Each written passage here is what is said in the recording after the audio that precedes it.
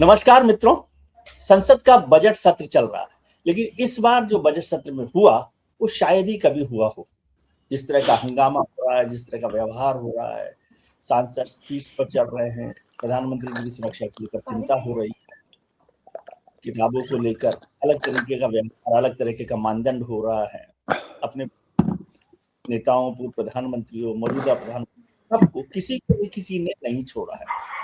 संसदीय व्यवहार में को लेकर चिंता भी है, शर्मिंदगी भी है। और क्या सच बोला जा रहा है, क्या झूठ बोला जा रहा है, कहाँ तक सीमाएं लांघी जा रही है, कौन सी एलओसी लांघी जा रही है संसद के अंदर, इस सब पर चर्चा करेंगे। अनकट विद आशुतोष में आशुतोष जी के साथ। आशुतोष जी को आप जानते ही हैं, राजनीति की गहरी समझ है, पत्रकारिता की गहरी समझ है, और उसके साथ दम ठोक कर सच सच बोलने की हिम्मत है। तो आशुतोष जी, आपका बहुत बहुत स्वागत है। धन्यवाद। थोड़ा सा हूँ, थोड़ी सी तकलीफ में भी हूँ जो संसदीय व्यवहार हो रहा है। आप कैसे इसको देखते हैं? आप तो, आपके सारे दोस्त भी राजनेता हैं और संसद में आप बड़े पकड़ है। क्या हो क्या विजय रहा जी, है? बहुत बहुत बहुत बहुत शुक्रिया। दरअसल मन में इतना ज्यादा अवसाद है जी, कि जो वही कुछ हो है, जो कुछ आंखों के सामने दिख रहा है, इसको सच मानने का या उसको यकीन करने का विश्वास नहीं हो रहा है कि क्या भारत की संसदीय प्रणाली, भारत की संसदीय मर्यादा, भारत के संसदीय मूल्य इतने नीचे गिर जाएंगे। कहने को तो हम अपने ये अमृतकाल कहा जा रहा है, लेकिन मुझे लगता है ये शर्म काल है और इससे बुरा वक्त भारत के संसदीय इतिहास में नहीं हो सकता। आपका अनुभव तो मुझसे ज्यादा संसद को कवर करने का है, लेकिन जो स्थिति मैं संसद के अंदर देख रहा हूं वो तो उस पर शर्म आ रही मुझे। इतना मर्यादाहीन आचरण सांसदों का दिखाई पड़ रहा है, सरकार का दिखाई पड़ रहा है, विपक्ष का दिखाई पड़ रहा है। मैं तो बिल्कुल अंदर से पूरी तरीके से एकदम हिला हुआ हूं। मैं ये कह सकता हूं मेरी जो लोकतांत्रिक जो मूल्य है वो इस वक्त विद्रोह करने की स्थिति में, बगावत करने की स्थिति में है। मैं ये बात क्यों कह रहा हूं?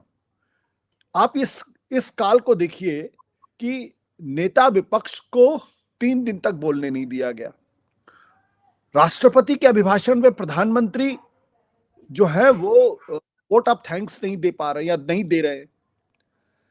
स्पीकर की तरफ से जो आचरण है वो तो हिंदुस्तान के इतिहास में काले अध्याय के रूप में लिखा जाएगा।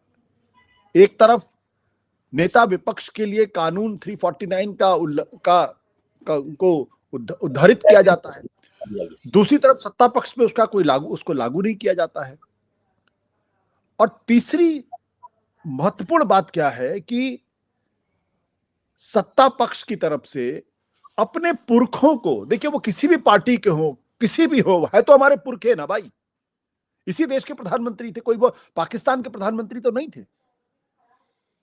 उनका जिस तरीके से उनके चरित्र का चीरहरण on the floor of the house किया गया और पूरी संसद मूक मौन बैठकर देखती रही, यह बिल्कुल उसी तरीके का प्रसंग है जैसे महाभारत में द्रौपदी का चीरहरण हो रहा था और तमाम महाबली बैठ के उसको देख रहे थे।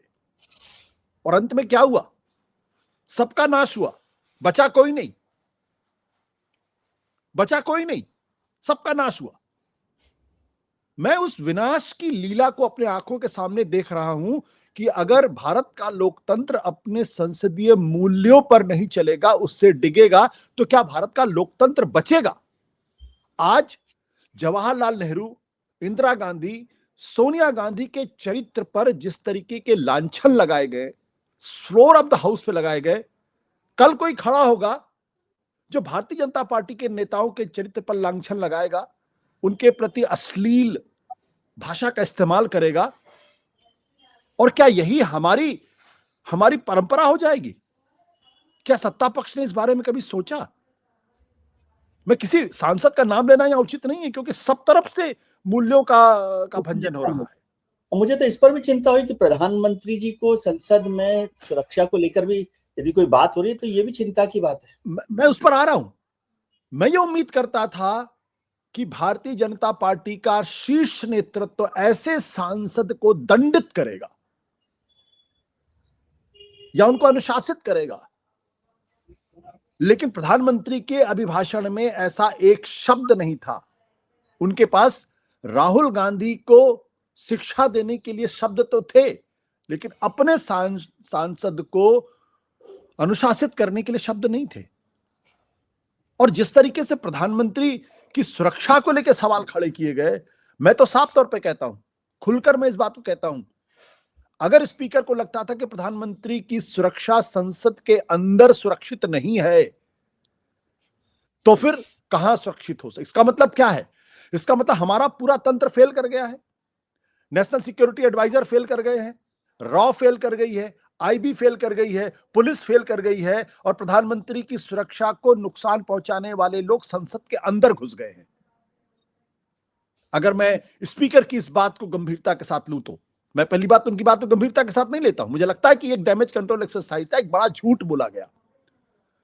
लेकिन अगर मान लीजिए इसमें रंच मात्र भी अगर सच्चाई है, अगर 0.5% भी सच्चाई है, क्या अब तक प्रधानमंत्री की सुरक्षा को खतरा पहुंचाने वाले लोगों की धरपकड़ नहीं होनी चाहिए? क्या इस मामले में जांच के आदेश नहीं दिए जाने चाहिए? क्या इस पूरे मसले में एफआईआर नहीं होनी चाहिए? क्या इस मामले में कुछ लोगों को कस्टडी में लेकर उनसे बाकायदा सवाल जवाब नहीं होने चाहिए? और क्या उस पार्टी का नाम स्पष्ट तौर पर नहीं आना चाहिए जिस पार्टी के लोग ये सब करने की कोशिश कर रहे थे? अभी तक 48 घंटे होते जा रहे, ऐसा कुछ भी नहीं हुआ। नहीं, लेकिन मुझे नहीं लगता कि स्पीकर साहब को लेकर हम ये कहें कि वो झूठ बोल रहे थे। उनकी क्या चिंताएं आपकी चिंता में शामिल करते हो, कहते हैं उसके बारे में खुलासा होना चाहिए कि क्या ऐसा हुआ कि जिससे प्रधानमंत्री की सुरक्षा को लेकर खतरा हुआ। क्यों स्पीकर झूठ बोलेंगे, ऐसा मैं नहीं मानता आमतौर पर, लेकिन उनकी चिंताएं हैं तो वो चिंताएं और गहरी चिंता प्रकट करती है। देखिए, कॉज एंड इफेक्ट का सिद्धांत बहुत स्पष्ट है।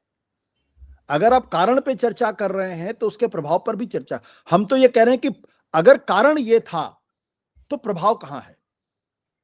हाँ, वही कह रहा हूं भाई, जांच क्यों नहीं? भाई हमारी प्रधानमंत्री की सुरक्षा संसद के अंदर, प्रधानमंत्री की सुरक्षा हम सड़क पर नहीं कर रहे हैं। प्रधानमंत्री की सुरक्षा को संसद के अंदर खतरा है, और कैबिनेट मिनिस्टर साहब कह रहे हैं उनकी जान को खतरा था। तो अगर प्रधानमंत्री की सुरक्षा अगर संसद के अंदर, अगर प्रधानमंत्री संसद के अंदर सुरक्षित नहीं है, on the floor of the house अगर सुरक्षित नहीं है, तो फिर ये तो बहुत ही गहरा संकट है। राष्ट्रीय सुरक्षा को लेकर इससे बड़ा संकट क्या हो सकता है? तो क्या इसकी पड़ताल नहीं होनी चाहिए? क्या इसकी फौरन जांच नहीं की जानी चाहिए? क्या इसके बारे में लोगों से पूछताछ नहीं हो? अभी तक क्यों नहीं हुआ? तो मैं क्यों ना मानूं कि जो कि स्पीकर के महोदय ने जो बात कही उस पर यकीन नहीं किया जा सकता, उस पर यकीन नहीं करना चाहिए। मैं इस बात को कह रहा हूं। और अगर प्रधानमंत्री की सुरक्षा अगर लोकसभा में सुरक्षित नहीं थी तो राज्यसभा में कैसे सुरक्षित हो गई? राज्यसभा में उन्होंने तकरीबन 1 घंटे 37 मिनट का भाषण दिया। क्या उनकी सुरक्षा को कोई खतरा पैदा हुआ? नहीं पैदा हुआ ना। इसलिए मैं कह रहा हूं कि यह अमृतकाल नहीं है, यह शर्मकाल है। और दूसरी बात देखिए, बहुत जिम्मेदारी के साथ मैं इस बारे में कहता हूं कि अगर लीडर ऑफ अपोजिशन, उनकी एक गरिमा है, अगर वो संसद के द्वार पे खड़े होके दूसरे सांसद के बारे में ऐसे शब्दों का इस्तेमाल करते हैं, यार गद्दार जैसी बात करते हैं, तो क्या उनको शोभा देता है? यह बात मैं मानता हूं कि उनके अंदर एक बहुत गहरी तकलीफ है, क्योंकि जिस तरीके से राहुल गांधी को नवाजा जाता, जिस तरीके से रोजाना उनको गाली दी जाती, जिस तरीके से उनको पुरखों को लानत मलानत की जाती है, वो किसी भी व्यक्ति को तोड़ने के लिए काफी होता है। लगातार कंटिन्यूअसली जिसकी दादी के चरित्र को संसद के पटल पर अगर इस तरीके से चीरहरण किया जाए, जिनके परनाना को इस तरीके से बेइज्जत करने की कोशिश की जाए, जिनकी मां को सरेआम बेइज्जत करने की कोशिश की जाए, तो कोई भी आदमी होगा वो आक्रोशित हो जाएगा।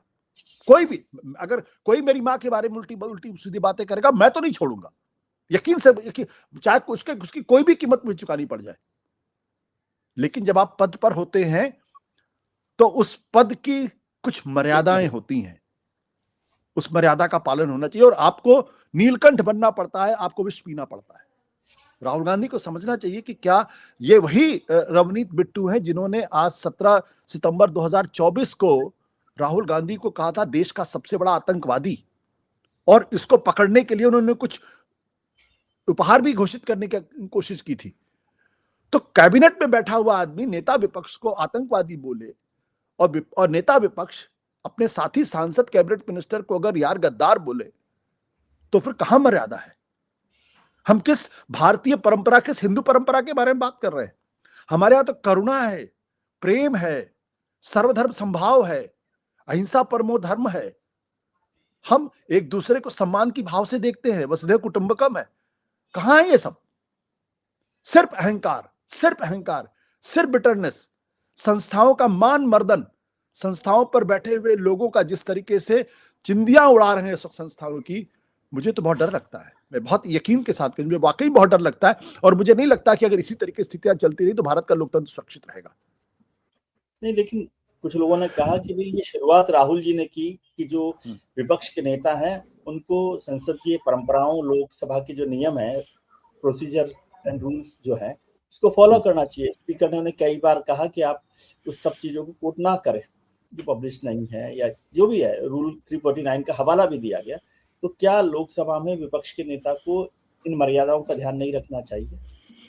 देखिए, एक आधुनिक सेइंग है कि अगर आप न्याय मांगने आ रहे हैं तो आपके हाथ जो है वो साफ होने चाहिए, साफ होने चाहिए, सने हुए नहीं। लेकिन अगर आप महाभारत में अगर आप जाएंगे, अनुशासन पर्व को अगर आप गंभीरता के साथ पढ़ेंगे तो उसमें भी लिखा हुआ है कि अगर राजा अन्याय करे तो जनता का यह अधिकार है उसका प्रतिकार करे और उसको पद से हटा दे।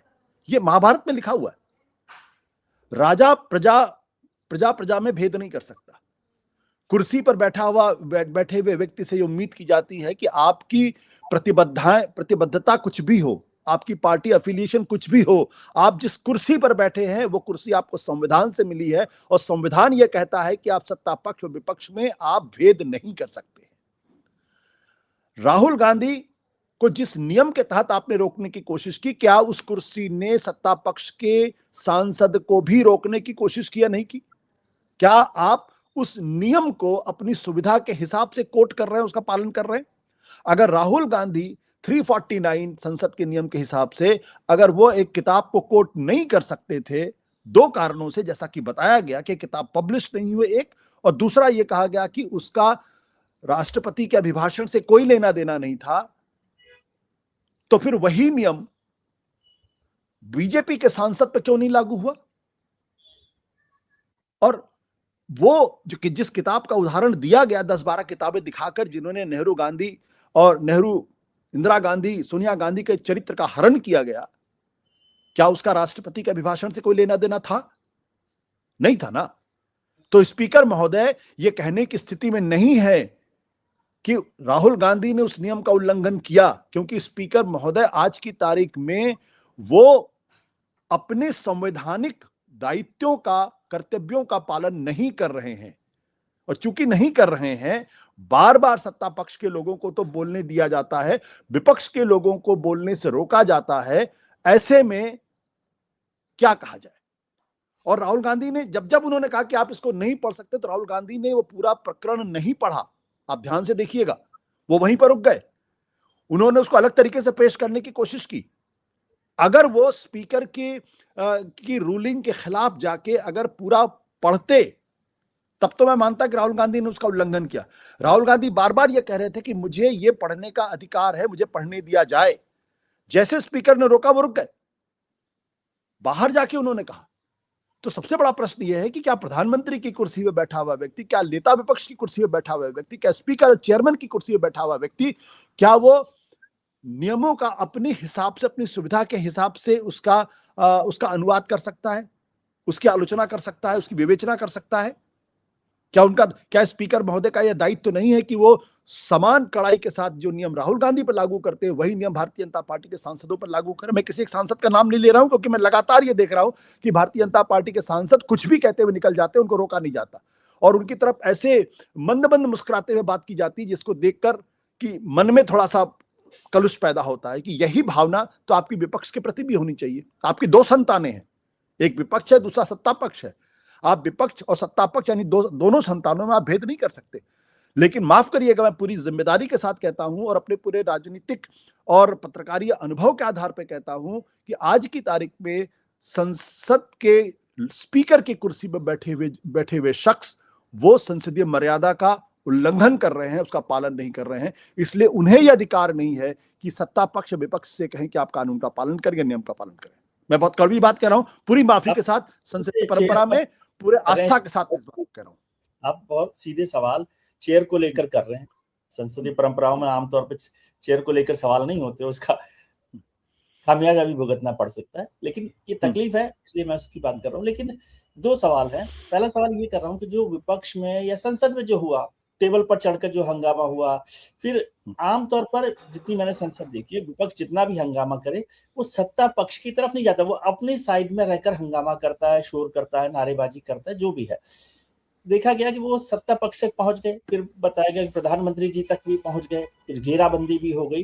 तो ये व्यवहार भी संसदीय व्यवहार नहीं है। क्या इस तरह के व्यवहार की हमें अपेक्षा करनी चाहिए? देखिए, ये व्यवहार अनुचित है, लेकिन अगर आप भारत के संसदीय इतिहास को नहीं, दुनिया के संसदीय इतिहास को अगर आप देखेंगे तो ये अपवाद नहीं है।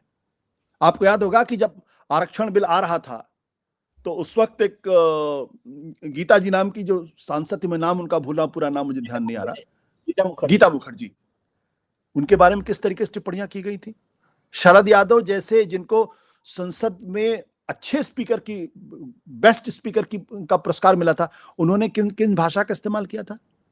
क्या ये पहली बार ऐसा हो रहा है कि विपक्षी सांसद उठकर सत्ता पक्ष की तरफ गए हैं? क्या पहली बार ऐसा हो रहा है कि वहां पे पर्चियां फेंकी गई हैं, नारेबाजी की गई? अगर पहली बार हो रहा हो तो मैं ये विपक्ष को अपराधी मानने के लिए तैयार हूं, लेकिन अगर पहली बार नहीं हो रहा है, आपको याद होगा 2024 में, 2004 में प्रधानमंत्री मनमोहन सिंह को राष्ट्रपति के अभिभाषण पर बोलने नहीं दिया गया, वो भी संसदीय इतिहास का काला दिन था। कौन लोग सत्ता पक्ष में थे, कौन विपक्ष में थे, सबको मालूम है, बीजेपी के लोग थे। यहां तो प्रधानमंत्री सदन में आए ही नहीं, इस डर से या इस आशंका से कि वहां पर शोर शराबा होगा, हंगामा होगा। वहां तो प्रधानमंत्री बैठे हुए थे सदन में और उनको बोलने नहीं दिया गया। तो जो लोग ये कहते हैं कि आज विपक्ष सारे नियमों का उल्लंघन कर रहा है और अनाचरण कर रहा है, अच्छा व्यवहार नहीं कर रहा है, क्या उन्होंने अपने गिरेबान में झांक कर देखा है? यही अरुण जेटली थे, जो एक स्टालवर्ड भारतीय संसदीय परंपरा के माने जाएंगे, बहुत अच्छे वक्ता थे, बहुत पढ़े लिखे आदमी थे, नेता विपक्ष थे। उन्होंने क्या कहा था कि disruption is also a democratic right, विपक्ष का। उन्होंने कहा जैसे कि, तो सवाल इसी बात को लेकर, क्या पहली बार वॉश आउट हुआ है? 2012 में हम सब लोगों ने देखा पूरा का पूरा सेशन वॉश आउट हो गया था। अलग मुद्दा है, वॉश आउट तो होता ही है, पार्लियामेंट में चलता तो है। ये जो संसद के अंदर जो आचरण है, ये अनुचित है, मानता हूं, मैं आपकी बात से सहमत हूं, लेकिन ये आरोप लगाने का अधिकार भारतीय जनता पार्टी के लोगों के पास नहीं है, क्योंकि उन्हीं लोगों ने इसी तरीके का आचरण जब वो विपक्ष में थे तब करते थे, और किया है उन्होंने, करते नहीं थे, किया है उन्होंने। सीमाएं लांघते रहते हैं। लेकिन एक और चीज से मुझे अवसाद हुआ कि जिस तरह से जिन भी लोगों ने, जिनका नाम आप नहीं लेना चाहते, मैं भी नहीं लेना चाहता, हमारे पूर्व प्रधानमंत्रियों को लेकर जो चर्चा की गई, उसको आप कैसे देखते हैं? मतलब मुझे लगता है वो बहुत ही घृणित है, बहुत ही कुत्सित है।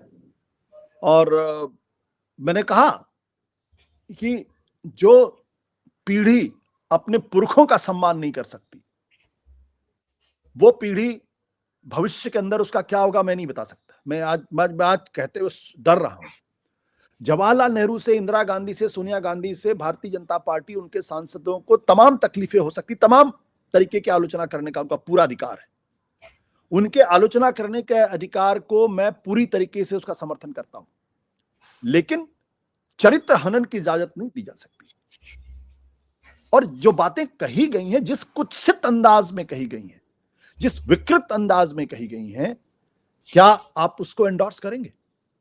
क्या आपके नाना परनाना, दादा दादी को अगर कोई इस भाषा में अगर कोई एड्रेस करे, संबोधित करे, आपको कैसा लगेगा? क्या यह हमारा सार्वजनिक डिस्कोर्स होना चाहिए? क्या संसद के अंदर इस तरीके से बोला जाना चाहिए? आप नेहरू को अय्याश कह रहे हैं, शर्म नहीं आती लोगों को? क्या नेहरू का समग्र जीवन, और अगर मान लीजिए उनका एडविना माउंटबेटन के साथ अगर उनका अफेयर था, तो उसमें गलत क्या है? हमारा संविधान, हमारा टू कंसेंटिंग एडल्ट्स आज नहीं, हजारों साल से चला आ रहा, और हम नेहरू को सिर्फ एडविना से जोड़ के खत्म कर देते हैं।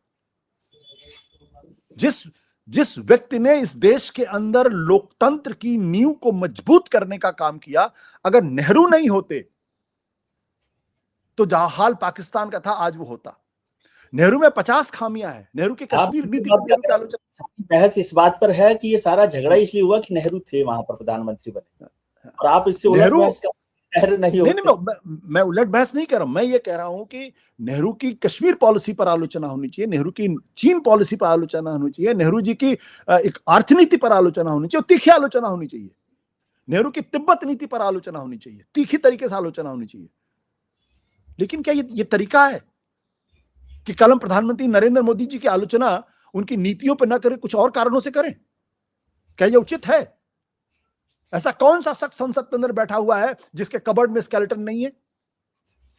अगर दरवाजे खुलेंगे तो नंगा तो हर आदमी होगा। क्या यही चाहते हैं? क्या मैं बल्लाज बधोक की उस किताब को खोलूं जिसमें अटल जी के बारे में क्या टिप्पणियां की गई, नानाजी देशमुख के बारे में क्या टिप्पणियां की गई हैं? लेकिन हम क्या मैं अपने प्रधानमंत्री जी के बारे में कुछ बातें कहूं? हम भी उस पर चर्चा करेंगे तो वही बात हो। इसीलिए मैंने कहा कि सार्वजनिक जीवन की एक मर्यादा होती है। अगर आप उस मर्यादा को तोड़ेंगे, अगर आप द्रौपदी का चीरहरण होगा तो महाभारत होगा, उसको कोई रोक नहीं सकता। और अगर महाभारत होगा तो बड़े पैमाने पर विनाश होगा, और बचे तो कृष्ण भी नहीं अंत में। जिन्होंने द्रौपदी का चीरहरण, जिन्होंने द्रौपदी की लाज बचाई थी, तो बचेगा इस महाभारत में कोई नहीं बचेगा।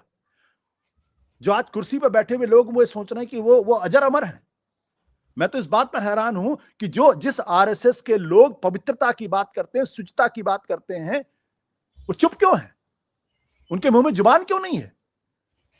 क्यों नहीं उस शख्स को उन्होंने पार्टी से बाहर निकाल दिया जो इस तरीके के शब्दों का इस्तेमाल कर रहा था?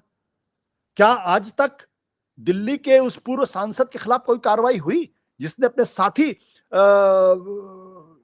सांसद को किन शब्दों का इस्तेमाल किया था?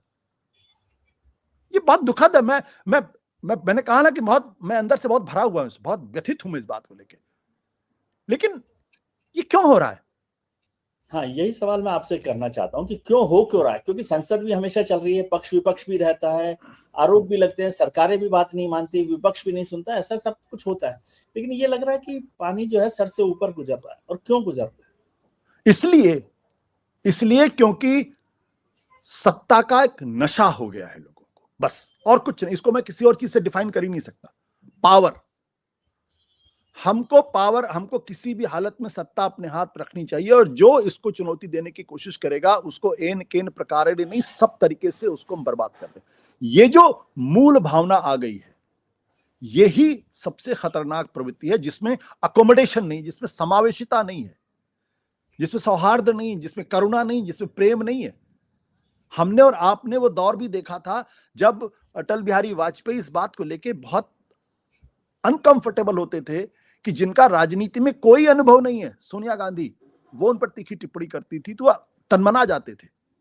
आपने देखा वो वक्त, वो राजीव गांधी को भी नहीं बर्दाश्त कर पाते थे, क्योंकि उनको लगता था मैंने जीवन के 30 साल राजनीति के अंदर दिए, और एक आदमी सडनली आता है और देश का प्रधानमंत्री बन जाता है और वो ये अधिकार ले लेता है कि विपक्ष के ऊपर हमले करे।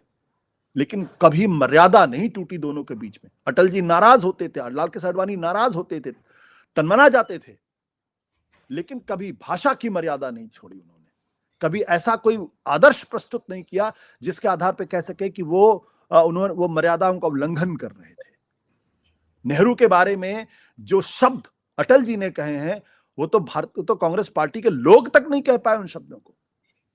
जब उनके राजकुमार, आप सोचिए, जिन शब्दों का इस्तेमाल अटल जी ने इंदिरा गांधी के लिए किया, गांधी जी के लिए किया, वही तो हमारी स्वस्थ परंपरा है। हमारी कोई दुश्मनी थोड़ी है, हमारी कोई विजय त्रिवेदी से कोई दुश्मनी थोड़ी है।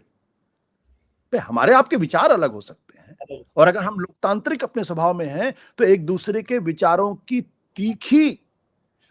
तीखा हमला करते हुए भी एक दूसरे के साथ बैठ के खाना खा सकते हैं, चाय पी सकते हैं, और एक दूसरे के सुख दुख में साझी हो सकते हैं।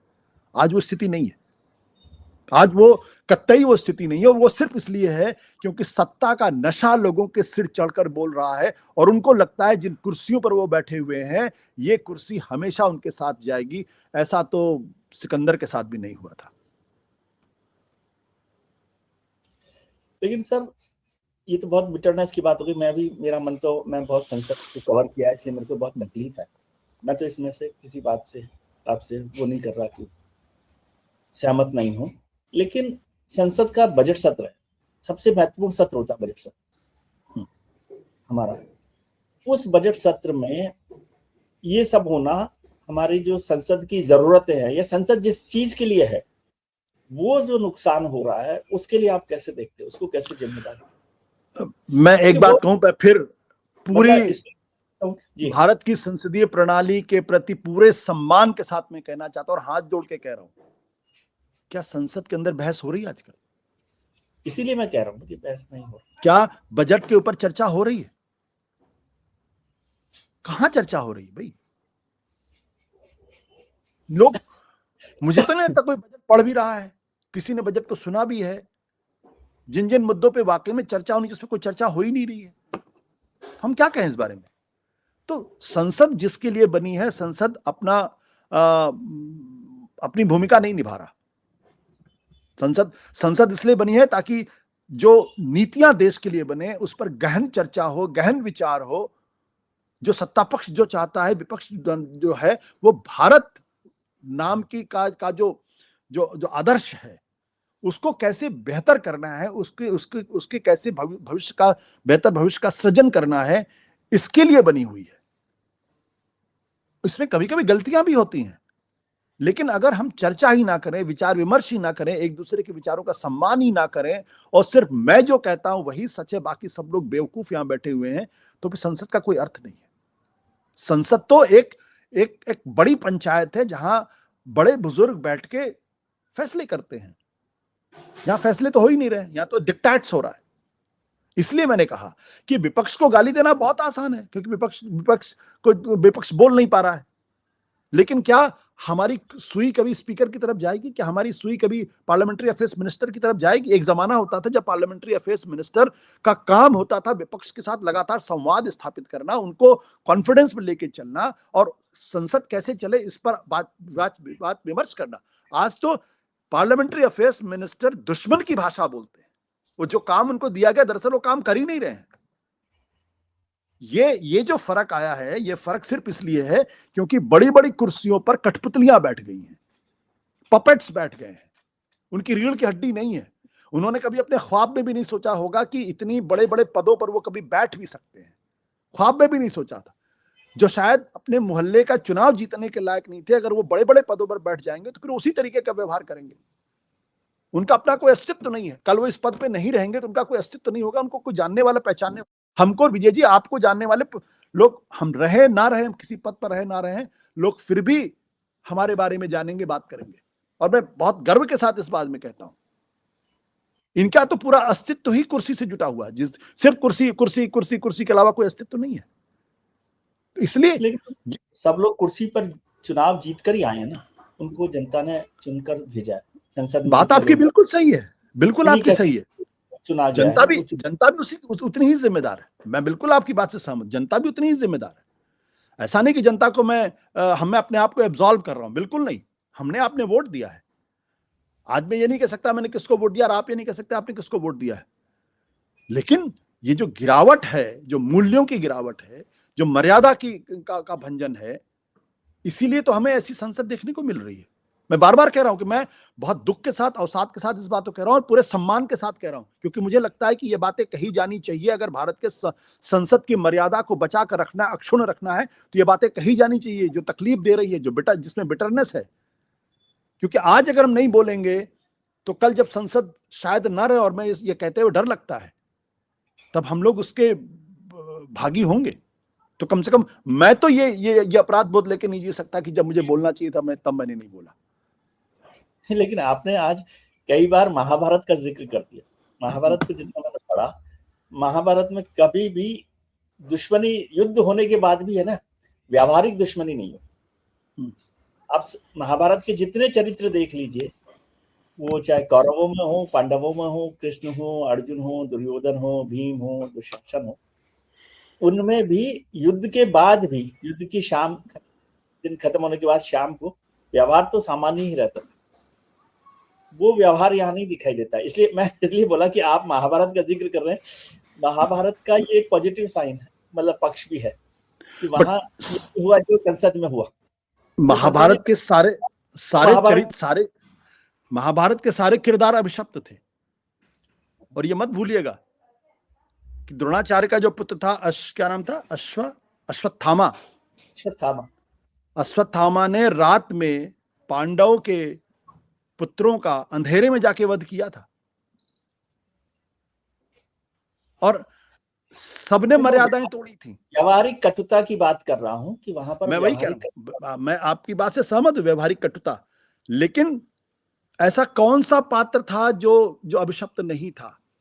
यहां तक कि भगवान श्री कृष्ण भी अभिशप्त नहीं थे। गांधारी का श्राप उनको लगा था। ईश्वर जो है ना, अभी द्वारिका से लौटा हूँ, द्वारका जाकर लौटा हूँ, जहाँ द्वारका में, बेट द्वारका में द्वारिका डूब गई और श्री कृष्ण का आखिरी वक्त वहीं गुजरा है। मैं वो भालका तीर्थ भी जाकर आया, जहाँ पर बताया जाता है कि उनके पैर में तीर लग गया, तो वो तीर लगा था। श्री कृष्ण की कहानी गांधारी का अभिशाप था वो तो, वही तो। और पूरा यदुवंश खत्म हो गया था। आपने ये सब। लेकिन एक बात और समझिए इस बारे में कि जब जीत भी गए, उसके बाद जो युधिष्ठिर का जो अपराध बोध है, वो कहते हैं मैं किसके लिए ये सत्य, ये मैं राज तिलक किसके लिए करवाऊं, किस सिंहासन पर बैठूं जो हमारे अपनों के खून से सना हुआ है। वो रोते हैं, बिलखते हैं। और तब अर्जुन और भीम, नकुल, सहदेव सब उनको ताड़ना देते हैं। और एक वक्त ऐसा भी आता है जब अर्जुन तलवार उठा के दौड़ पड़ते हैं उनकी तरफ, जिन्होंने जीवन भर धर्मराज का सम्मान किया था। और तब फिर उनको ले जाया जाता है भीष्म पितामह के पास, जो शरसैया पे पड़े हुए हैं, कि कम से कम यही उनको ज्ञान दे दें। और वहां से अनुशासन पर्व का वो पूरा जो राजनीति की शिक्षा वो आती है। बार बार युधिष्ठिर इस बात को कहते हैं कि भाई मैं उस सिंहासन पर कैसे बैठूं जो अपने अपनों से मार के बनाया है, कैसे बैठूं उस पे मैं। तो मैं ये कहना चाहता हूं कि महाभारत ने भी किसी को बख्शा नहीं, हमें उसे शिक्षा लेनी चाहिए। आज जो लोग कुर्सी के लिए मानवर्धन कर रहे हैं, कल यही लोग अपराध बोध से ग्रसित होंगे, जब कलुषित होंगे, बचेगा कुछ नहीं। तब भी कुर्सी आएगी, कुर्सी चली जाएगी, राजनीति रहेगी, राजनीति खत्म हो जाएगी, लेकिन ये देश बचना चाहिए, इस देश की मर्यादाएं बचनी चाहिए, इस देश के मूल्य बचने चाहिए। और अगर ये मूल्य बचेगा तो हम सब बचेंगे। हमें क्या है, हम लोग अब चुपचाप घर पे बैठे रहे, हमें कोई कौन सा नुकसान है? आराम से जीवन तो चल ही रहा है हम लोगों का, कोई नुकसान। हम क्यों बोल रहे हैं, आप क्यों बोल रहे हैं? क्योंकि आपके मन में भी वो क्लेश है, मेरे मन में भी वो क्लेश है। और मैं इसमें विपक्ष को भी नहीं मैं माफ कर रहा हूं, सब बराबर के भागीदार हैं। कोई पॉजिटिव नोट आप देख रहे हैं आखिरी सवाल की तरफ? मैं कोई पॉजिटिव नोट नहीं देख रहा, मैं बिल्कुल कोई पॉजिटिव नोट नहीं देख रहा हूं, कि क्योंकि कोई भी अपनी भूमिका को नहीं निभा रहा है। क्या पत्रकार अपनी भूमिका आज निभा रहे हैं? क्या मीडिया अपनी भूमिका को निभा रहा है? और सबसे बड़ी बात यह है कि क्या इस देश के अंदर जिस सेना को लेकर इतना अभिमान किया जाता है, उसके सेना प्रमुख की देशभक्ति पर सवाल खड़े किए जा रहे हैं? कि जनरल नरवणे ने अगर कोई बात लिखी है तो वो देश के हित में नहीं है, तो फिर ऐसे व्यक्ति को आपने सेना प्रमुख क्यों बनाया था? अगर वो कोई बात लिख भी रहे हैं तो उसको क्यों हम पॉजिटिव सेंस में नहीं लेते? उसी किताब में तो प्रधानमंत्री नरेंद्र मोदी जी की तारीफ लिखे हुए हैं। तो क्या चंद दो पैरे जो हैं जहां उनकी आलोचना दिखाई पड़ती है, वो आपको भारी पड़ रहे हैं? देखते हैं। बड़ी अच्छी चर्चा रही, आपने भी बहुत साफ तरीके से बात की। मेरा भी मन कलुषित, मतलब क्लेश में है, अवसाद में है इस सारी घटना को देखकर, क्योंकि मैं संसद को लंबे समय तक देखता रहा। लेकिन फिर भी मैं उम्मीद करता हूं, क्योंकि ये समझता हूं कि हर रात के बाद एक सुबह होती ही है, वो शायद उजाला हो किसी दिन। कभी कभी रात इतनी लंबी हो जाती है कि जो लोग सुबह का इंतजार करते हैं वो फिर इंतजार करने के लायक नहीं बचते। हम तो चाहते हैं कि हमारे जीवन में वो सुबह आए, लेकिन मैं इस बात से डरता हूं कि शायद वो सुबह देखने के लिए मैं जीवित ना रहूं। नहीं, ऐसा नहीं है। मुझे लगता है इस रात की सुबह जल्दी होगी। चलिए सर, बहुत-बहुत शुक्रिया आपका इस साफगोई के साथ बात करने के लिए। बहुत सारे लोग हमारी बातों को पसंद करते हैं, बहुत सारे लोग नहीं भी पसंद करते हैं। मैं उन दोनों का सम्मान करता हूँ। आपका बहुत-बहुत शुक्रिया इस तरह के साथ-साथ बात करने के लिए। Thank you. Thank you sir.